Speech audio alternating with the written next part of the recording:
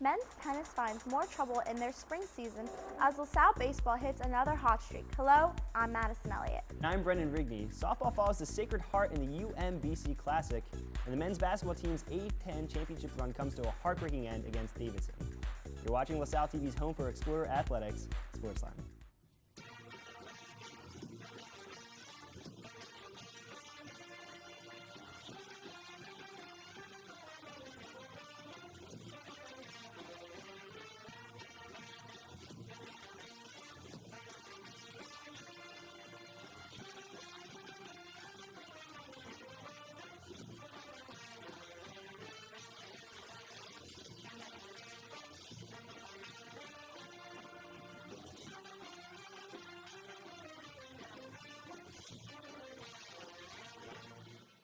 Welcome, welcome. Madison and I are here for you. We have the latest edition of Coaches and Coffee with yours truly, followed by Jake Smolinski's interview with two members of LaSalle's softball team.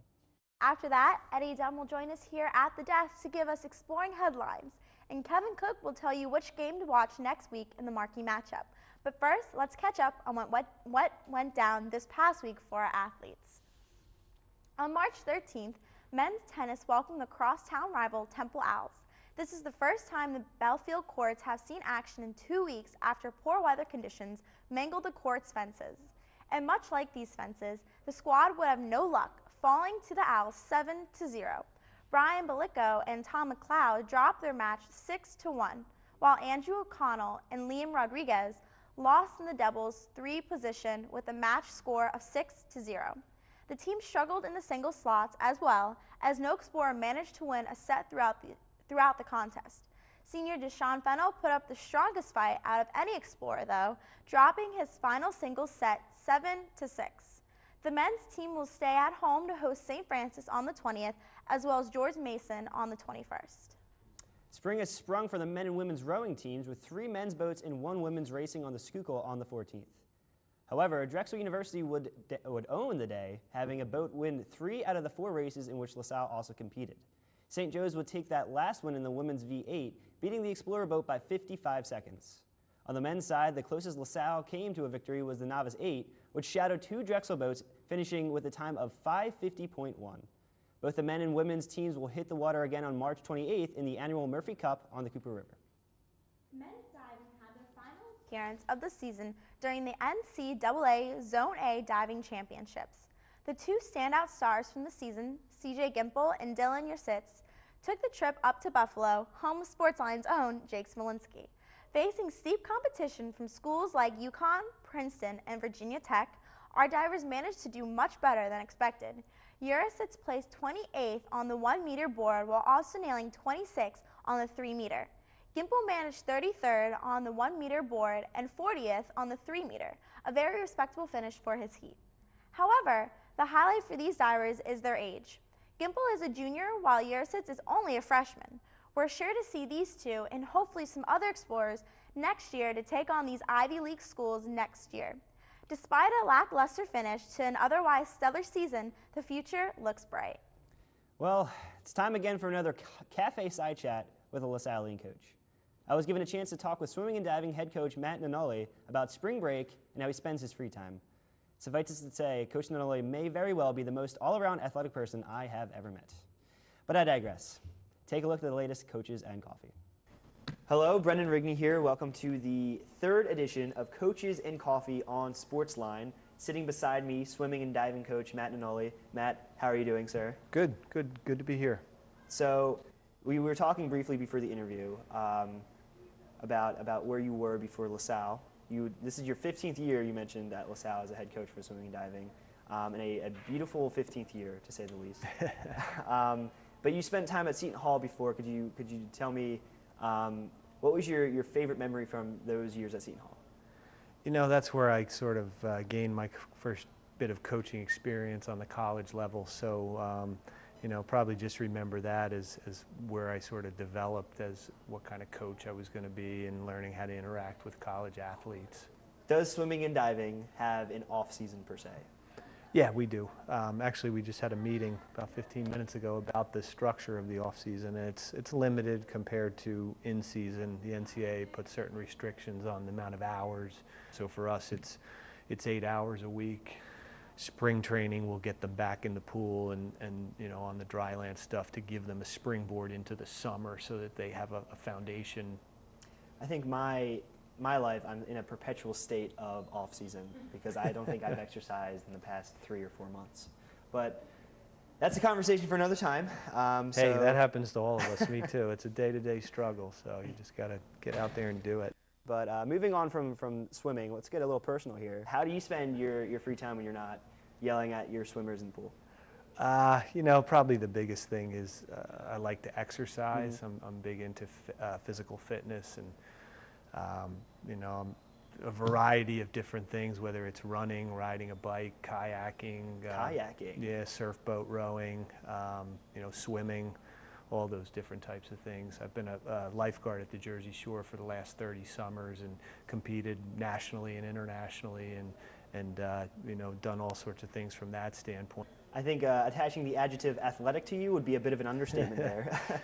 Yeah, I've always looked at myself as kind of an athlete who's good at a lot of things but not great at one particular thing. So events like triathlon or multi-sport events where you put things together works a lot to my advantage because, like I said, I'm really good at a lot of things, but there's not one thing that I would say is sort of like a specialty. The majority of competition or things that I would do would be over the summertime with you know, triathlons and lifeguard competition, all that type of stuff. So then how did you spend your spring break? Because I'm interested to hear. I was here at LaSalle doing some office work, a couple days snowed in at my house, and then I spent a couple days down at the Jersey Shore. I spent my spring break in Kentucky, so to make myself feel better, I'm wearing this nice Hawaiian shirt. And I'm sorry I didn't get you one as well. I feel actually I owe you an apology for that. That's so okay. Like I told you, I have a few of those in my closet. Maybe not that exact one, but I got a few of my own. So. Yeah, I'm not sure how I feel about the flowers and the leaves, but you know, it's growing on me. So, well, that means it's time for our speed round. I'm going to ask you short, unrelated, and quick questions. You need to give me the first few things that come to mind when I ask you them. So, are you ready? I'm ready. Speed round. Okay. What is the last thing you watched on TV and/or Netflix? I was watching Paris-Nice cycling race that's going on right now. What is your favorite band? My favorite band is Wilco. Wilco? No way. My Yes. dad's a Wilco fan as well, Yeah. actually. What is your favorite candy? That's a tough one. I like them all. If I had to pick one, I would probably say Milk Duds. Milk Duds? Right now. What was the last book that you read? Or are currently reading? Probably the last book that I read was not much of a book reader. Probably one of the Lance Armstrong books. Geez, I can't even think of the titles of them right now, but one of the ones that was written about his whole situation. So. Final question, Cody Bar Original. Favorite Starburst flavor? Probably strawberry. Strawberry. I'm waiting for someone to say lemon because nobody likes lemon, but strawberry's okay. I'm okay with that. Well, thank you again for coming on for Coaches and Coffee, edition number 3. Lovely time, truly a pleasure. Matt Nanoli, swimming and diving coach, living and breathing anything athletic, obviously, even from his choice in books, as you can see. Coaches and Coffee, edition 3. Thanks for watching. LaSalle Baseball continued their 5-game homestand on Thursday, March 12th, when they hosted Niagara University on Hank DeVincent Field. The Explorers rallied in the bottom of the 9th inning, only to fall short to the Purple Eagles 6-5. Home runs came from Joseph Savacanas and Justin Kornblatt, but LaSalle left the tying run stranded on third with a flyout and strikeout to end the game. Struggles continued on Friday in the opening of the Big 5 Baseball Bash. Northwestern shut out the Explorers 7-0 as the Huskies starting pitcher Nick Berger threw 7 shutout innings. The Explorers got back on track in the Big 5 Bash in a rematch and doubleheader that Sunday with Niagara University. In Game 1, the Blue and Gold scored 9 runs in the first 3 innings en route to win 15-4. Joey Ravert and Ethan Springston had a big afternoon at the plate with 3 hits and 3 RBIs each. LaSalle retained the momentum in the second matchup, notching an 11-3 victory. RBI singles from Michael Flax and Justin Kornblatt were key, igniting 7 runs in the 5th inning. Reliever Adam Cherry earned the 5-out save. Following this, the Explorers celebrated St. Patrick's Day on the diamond in Dover, Delaware, against Delaware State University. LaSalle won a high-scoring 20-14 showdown as sophomore Ethan Springston Ethan Springston ripped 3 home runs with 7 RBIs. The team itself hit 5 home runs as a whole and also earned 9 runs in the 3rd inning. St. Patrick's Day weekend proved to be an unlucky one for LaSalle's softball team as they lost to Sacred Heart during the UMBC Classic. The Pioneers earned 6 of their 7 runs in the 3rd inning off 3 walks and 4 hits. Things would begin to look better for the Explorers in the next inning, with senior Alicia Otten bringing Christina Basquera home to help close the gap 6-2. After freshman pitcher Mackenzie Peace sat 3 straight Sacred Heart batters, Kendra Hayer would start the 5th with a double. The junior would find home plate shortly after, along with another run off the bat of infielder Erica Race. Sacred Heart would tally another run in the 5th, which proved to be the last scored in this game. Despite a single in the 7th from sophomore Mackenzie Obert and 2 scoreless innings from pitcher Mary Kate Scott, LaSalle would fall 7-4. On Thursday, March 12th, the men's basketball team traveled to Brooklyn to kick off their portion of the Atlantic 10 tournament at the Barclays Center. The Explorers faced an opponent that was all too familiar, the Minutemen of UMass, who beat LaSalle twice in the regular season. UMass built a 9-point lead in the first half, but the Explorers fought back. A Steve Zach hook shot with less than 2 minutes remaining gave the Blue and Gold a 29-28 lead. Fellow senior DJ Peterson hit a 3-pointer to take that lead back 31-30 as they headed to the locker room for intermission. The Minutemen came out strong to begin the second half, starting out on an 8-0 run in the first 2 minutes. But yet again, the Blue and Gold fought back, countering with a 9-0 run of their own to regain the lead. Despite UMass coming within a point of tying the game, the Explorers held them off and down the stretch and won the game 76-69. It was no rest for the weary, as less than 24 hours after defeating UMass, the men got back on the Barclays Center hardwood to take on the top-seeded Davidson Wildcats. LaSalle opened the contest with what many could say was their best half of basketball this season, scoring 46 points. The Explorers led for all but 1 minute and 18 seconds of the game, but that short period of time would prove to be crucial. In the final minute of the contest, the Explorers had possession of the ball and retrieved an offensive rebound off a miss to kill more of the game clock. However, Jordan Price forced up a 3 that missed and was recovered by Davison. From there, the Wildcats drove down and scored the game-winning basket on a last-second Tyler Kalinowski layup, winning the game 67-66. This would prove to be the final basketball game in the collegiate careers of DJ Peterson, Steve Zach, and Jarrell Wright. Despite the loss, all 3 seniors went out in a blaze of glory during the final game against Davidson. Peterson, who struggled offensively this season, found his rhythm and scored a season-high 11 points. The Minnesota native also grabbed a career-high 9 rebounds in the contest. As for the big men, Jarrell Wright was an offensive force down low, providing 19 points for the Blue and Gold. Wright also played in his 132nd career game, which is 3rd on the list all-time for LaSalle. Finally, we look to center Steve Zach.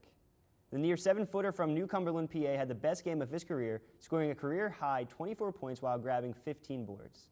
These 3 men accomplished a lot in their tenure at 20th and Alny, including 77 wins, the most of any Explorer senior class since 1993, and their unforgettable Sweet 16 run in the spring of 2013.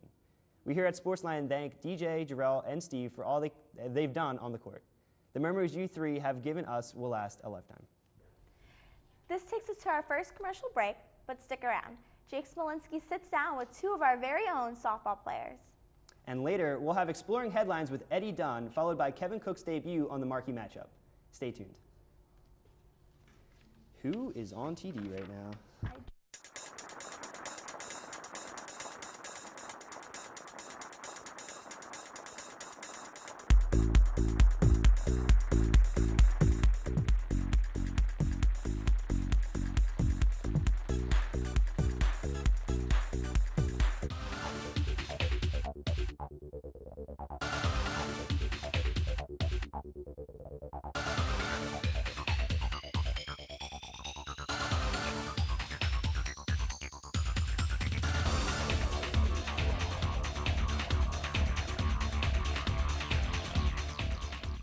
This is Nick Bramante from the LaSalle Explorers, and you are watching LaSalle TV.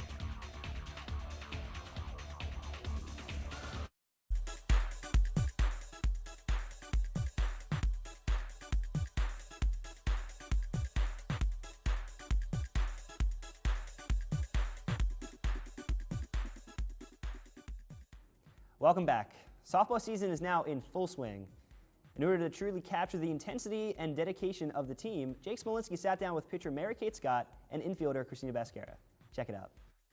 Hello and welcome to another episode of On the Sidelines. I'm your host for today, Jake Smolinski. And right now I'm sitting down here with Christina Bascara, power hitter for softball, and also Mary-Kate Scott, phenom pitcher. Thank you guys so much for coming on. Thanks for having us. Thank you. So anyway, we're going to talk a bit about your guys' season, everything coming up. So anyway, first, you guys have had a bit of a weird start. A lot of cancellations across the board, like especially in February, which that's a lot of your guys' prep time. How did that affect you guys going into some of these some top-ranked teams in Florida?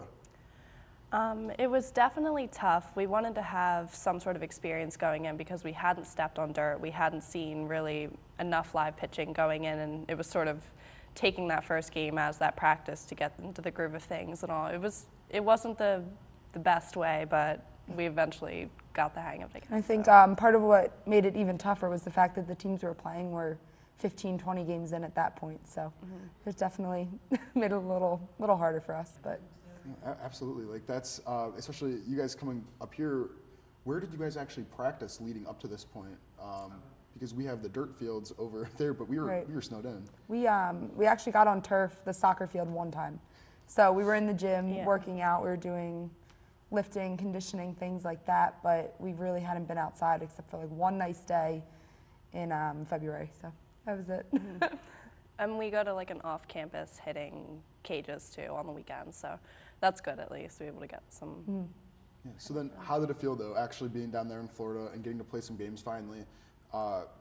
It was a little tough because like obviously Stetson is an incredible team, and you said something like Kansas, like it was crazy. It was awesome. It was a great feeling to finally get outside, especially in Florida where it was, I think the lowest temperature we played in was 75 degrees. So to go from Philadelphia where it was like 18 that week to go to Florida and be outside on dirt playing with our team, it was awesome. And so now talk to me, because you guys did have a really nice, like a great moment for your guys' team when you guys played the Stetson in the last game. Huge 2 home runs, one from you, Christina, and then also you had really awesome pitching in that as well, Mary-Kate. And so, what do you think had that game? What worked? Like, well, there was definitely a change of just approach. Just as a team, we were all very much in the same direction, very connected. Everybody was a lot more focused than we were before. We finally started, I think, to get it. And it was good to see that, especially going into this weekend for the conference, knowing that what we can do and the potential that is there. I think it was definitely helpful for us, the fact that we could beat a team like Stetson. I'm hoping it makes our conference look not as intimidating, some of the teams, because when we play Fordham, they're very good. But now that we've beaten Stetson, I think hopefully it'll help us, and hopefully it'll show us we can compete with good teams. So. Yeah, and so now this coming weekend, we're going right into A10 play. Right. So what are your guys' hopes, similar like coming off of last season, what are you guys changing? What are you guys keeping the same? I think one of the things that is important right now for us to keep the same is our attitude we had in the Stetson game as a whole. And I think we need to erase how we played this past weekend, because we played sloppily, and I really don't think that's a good way to go into A10s. But right now, if we take the momentum we had from the Stetson game and we go into GW with that same attitude, I think we'll be fine. Yeah, without a doubt. I mean, obviously, always our goal going into conference play is we want 3-0, and we know that it is always difficult. We have a very competitive, very similarly skill level, I think, conference altogether. So after splitting with GW last year, we know that it is hard, but we will go in and with the high hopes of coming out undefeated. But we know they're a tough team to play in the end. I think we're hoping to set ourselves up well going into conference play by hopefully taking at least 2 from GW. So. Yeah, and so also with like the rest of the season, what are your guys' hopes just overall with A10 play in general? Like who are you guys most, I guess, who is like the main rival that you guys get yourself worked up for every I think one of our main rivals, our goal is always to beat St. Joe's. We go into Fordham, we want to compete, we want to play well, obviously, but they are a very tough team to beat. I think St. Joe's being our crosstown rival, it makes it that much more exciting to play them and keeps us hopeful that we'll beat them. So I know we're looking forward to that game. All right. And so now let's talk about you guys. What was the best thing that you guys got to do down in Florida? Like what was it like finally coming from the tundra here up in Philadelphia all the way down. What did you guys get to do? Even like, because not all the time is spent obviously on the field. Right. What did you guys get to do? Well, we got to the beach. A lot of us got to the beach. That was beautiful. Even just to stand there and just like feel the sun and everything. Yeah. I know you went to Disney. I went to Disney with two of my roommates on the day off. That was awesome. Our coach is very good about giving us a day off while we're on spring break, so we do kind of have a normal college life down there, and we're not just playing softball for 6-7 days straight. So it was nice to have a day to spend with our families, spend with our teammates, and I think one of the best things about being away with our team is that it was the first time our freshmen have been on a road trip with us. So it was cool to have them interact with all of us and get to know everybody better. So. Yeah, and that's something that I think everybody on LaSalle's campus has noticed, the fact that you guys have such great chemistry. And what do you guys think makes for that? Because not all the teams here have that same sort of like bond. Just lucky too with the group of girls that we have. It's such a good group of people that are very open-minded, very much like set in usually the same path as far as school and academics and softball. And another thing too is I've noticed like our coaches very much for when we're on the road, we do a lot of things together. Like we'll go eat together. We'll make sure that when we're out, we're not on our phones. We're focused on talking with each other and being very aware of like where everybody's at. So. And so then for you guys, like what is your personal goal though coming in for this season?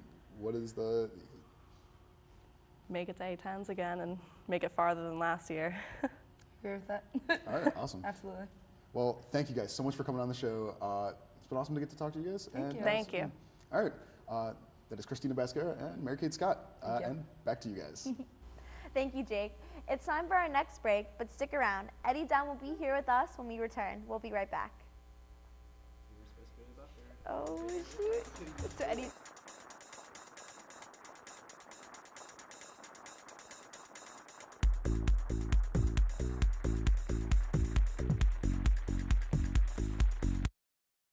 Hungry for LaSalle TV?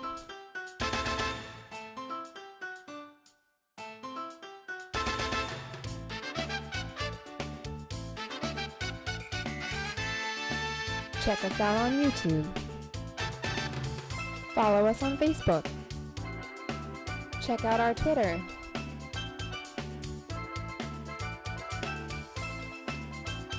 And continue watching LaSalle TV.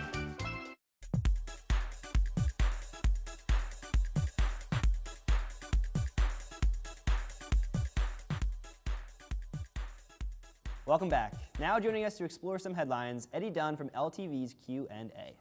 Thanks for having me. Let's get to it. We're sad to report the death of former LaSalle golfer Jim Finnegan, who passed away on March 13th. A class of 51 graduate, Finnegan is the only golfer in LaSalle's Hall of Athletes. Following his time with the Explorers, the alum focused on golf writing, earning the U.S. Golf Association's Herbert Warren Wind Book Award, as well as the Golf Association of Philadelphia's Distinguished Service Award in 2010. A master of the golf course, Finnegan was heralded as an American authority on courses in the UK and Ireland. LaSalle named its April Invitational after Finnegan this past year. We extend our condolences to the Finnegan family. We often report on student athletes and their success in the classroom. With that said, field hockey freshman Katie O'Grady has been named to the 2014 Gladiator by the National Field Hockey Coaches Association. Earning this as a Division I Scholar of Distinction, the rookie joined 78 other students in the A10 that achieved a 3.9 GPA or higher, and higher she did go, earning a perfect 4.0 in the speech language and hearing program here at LaSalle. O'Grady also played in 7 games this past season, starting in 4 and helping the team achieve its best A10 record in program history. A month ago, SportsLine reported the addition of freshman runner Megan Connell to the APA Pan American Cross Country Cup. She and the U.S. Junior Women's team came in second place overall with 27 points, just behind our neighbor up north, Canada, which had 30. Connell herself did exceptionally well, earning 9th place overall while being the 4th American to complete the race. It's time again this year for the annual LaSallian Day of Giving. Help the men's and women's sports teams at LaSalle by making a donation of any size to the team of your choice. taking a picture explaining why you gave, and sharing on social media with the hashtag LaSalle1863. Be a team player and join the sports programs, student body, faculty, and administration in giving back to LaSalle. Well, thank you for joining us, Eddie. It's always a pleasure to have you on. Yet another week of us reporting about great academic performance by student athletes. So it just goes to show how spectacular we do in the classroom with our athletes. But now that we've covered the past, let's look to the future. Kevin Cook brings us this week's marquee matchup, so please check it out. Hello, welcome to yet another edition of the Marquee Matchup. I'm Kevin Cook, and I'm here to tell you which Explorers matchup is a must-watch this weekend. The LaSalle baseball team has a big weekend coming up as the 6 and 7 Explorers take on Davidson. According to Atlantic10.com, Davidson is currently in first place with an 8-3 record. This is Davidson's first year in the A10, and it will be the first time the Explorers see them this year. The Explorers will play a 3-game series against the first-place Davidson squad, and it will be a good chance for the Explorers to improve their record within the conference. The series starts Friday and will continue on Saturday and Sunday. The men have had a roller coaster ride of a season thus far, and they will look to make themselves an above 500 team. For the team to have a successful weekend, the Explorers will need senior outfielder Justin Kornblatt to continue his hot bat. Kornblatt is batting .382 this year and has accounted for 29% of the Explorers' runs. Catcher Ryan Wellen has gotten off to a good start as he has played in every game this season. Wellen has already driven in 15 runs this season, which is 5 more than he had all of last year. Welling has the second highest batting average on the team. Welling and Kornblatt will be very important players in this series. However, there are some key aspects that the Explorers need to focus on to be successful this weekend. The first key to this weekend's matchup is control. The Explorers pitchers have walked and hit many batters this season, and they will have to control the ball against one of the better teams in the conference. Another area the Explorers need to focus on is putting the ball in play. Davidson's defense has struggled as they have committed 28 errors this season. The final key this weekend is defense. The first place Davidson has 5 players batting above 300, so the Explorers will need to field well in order to win. Well, that does it for this week's marquee matchup. Don't forget to catch your Explorers this weekend as they take on Davidson. For SportsLine, I'm Kevin Cook.